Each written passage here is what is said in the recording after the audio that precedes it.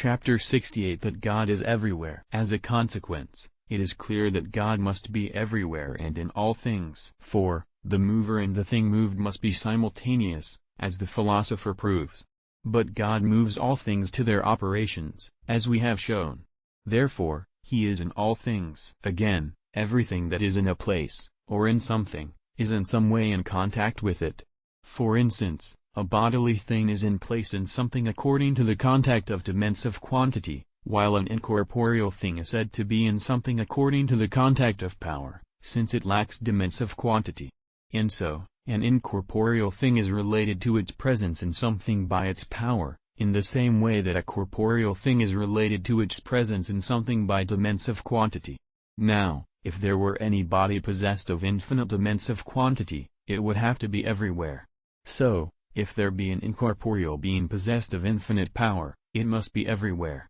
But we showed in Book 1 that God is of infinite power. Therefore, he is everywhere. Besides, as a particular cause is to a particular effect, so is a universal cause to a universal effect. Now, a particular cause must be simultaneous with its proper particular effect. Thus, fire heats through its essence, and the soul confers life on the body through its essence. Therefore, since God is the universal cause of the whole of being, as we showed in Book 2, it must be that wherever being is found, the divine presence is also there. Moreover, whenever an agent is present only to one of its effects, its action cannot be transferred to another, unless by using the first effect as an intermediary, because the agent and the patient must be simultaneous. For instance, the organic motive power does not foray a member of the body except through the heart as an intermediary. So, if God were present to but one of his effects, for instance, to the first moved sphere which would be moved immediately by him, it would follow that his action could not be transferred to another thing except through the mediation of this sphere.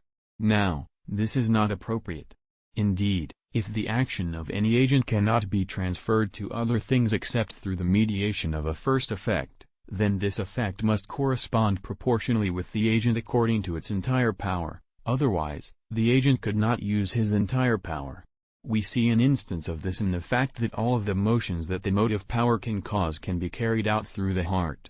But there is no creature that can serve as a medium for the carrying out of whatever the divine power can do, for divine power infinitely surpasses every created thing, as is evident from the things shown in Book 1. Therefore, it is not appropriate to say that divine action does not extend to other effects except through the mediation of a first one. So, he is not merely present in one of his effects, but in all of them. The same reasoning will be used if a person says that he is present in some and not in others, because, no matter how many divine effects are taken, they could not be sufficient to carry out the execution of the divine power. Furthermore, an agent cause must be simultaneous with its proximate and immediate effect. But there is in everything a proximate and immediate effect of God himself. For we showed in Book 2 that God alone can create.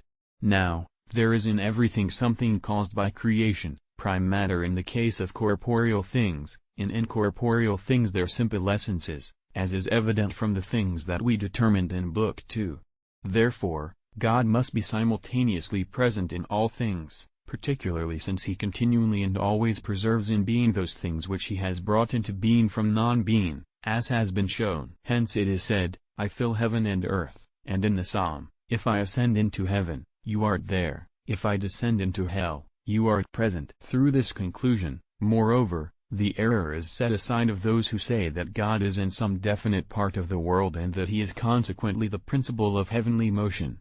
Of course, this statement of theirs could be supported, if soundly interpreted, not, for instance, that we may understand God as being confined to some determinate part of the world, but that the source of all corporeal motions, according to the order of nature, takes its start from a determinate part, being moved by God. Because of this he is spoken of in sacred scripture also as being in the heavens in a particular way, in the text of Isaiah toward the end, heaven is my throne, and in the Psalm, the heaven of heaven is the Lord's, and so on. But from the fact that, apart from the order of nature, God performs some operation in even the lowest of bodies which cannot be caused by the power of a celestial body, it is clearly shown that God is immediately present, not only in the celestial body, but also in the lowest things. But we must not think that God is everywhere in such a way that he is divided in various areas of place, as if one part of him were here and another part there. Rather, his entire being is everywhere. For God, as a completely simple being, has no parts. Nor is his simplicity something like that of a point, which is the terminus of a continuous line and thus has a definite position on this line, with the consequence that one point is impossible unless it be at one indivisible place. In fact, God is indivisible, in the sense of existing entirely outside the genus of continuous things. And so, he is not determined in regard to place, either large or small, by any necessity of his essence requiring him to be in a certain place, for Elah has been from eternity prior to all place. But by the immensity of his power he touches upon all things that are in place, for he is the universal cause of being, as we said. Thus, he is present in his entirety wherever he is, since he touches upon all things by his simple power. Yet, we must not think that he is present in things, in the sense of being combined with them as one of their parts. For it was shown in Book 1 that he is neither the matter nor the form of anything. Instead, he is in all things in the fashion of an agent cause,